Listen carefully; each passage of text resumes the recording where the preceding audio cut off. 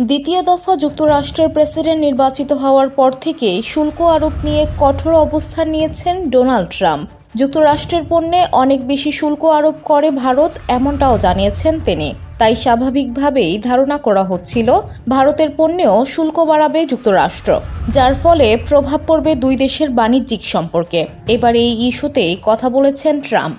ধুলো, ময়লা ও ক্ষতিকর ধূলিকণা থেকে নিমিষেই মুক্তি দেয় চৌধুরী এয়ার পিউরিফায়ার। এর শক্তিশালী সাকশন ঘরের কোনায় কোনায় লুকিয়ে থাকা সকল ধুলা টেনে ফিল্টার করে এবং বের করে আনে নির্মল ও স্বাস্থ্যকর হাওয়া।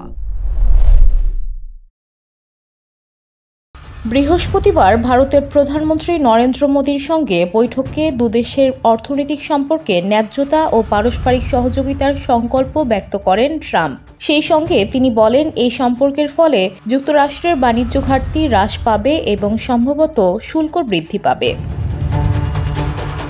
মোদির সঙ্গে যৌথ সংবাদ সম্মেলনে শুল্ক আরোপ ইস্যুতে ট্রাম্প বলেন, ভারত যে পরিমাণ শুল্ক আরোপ করবে আমরাও সেই পরিমাণই আরোপ করব। সত্য বলতে তারা কত শুল্ক ধার্য করল তাতে আমাদের আর কিছু যায় আসে না। তিনি আরও বলেন, আমরা মূলত সমান সুবিধা পেতে চাই।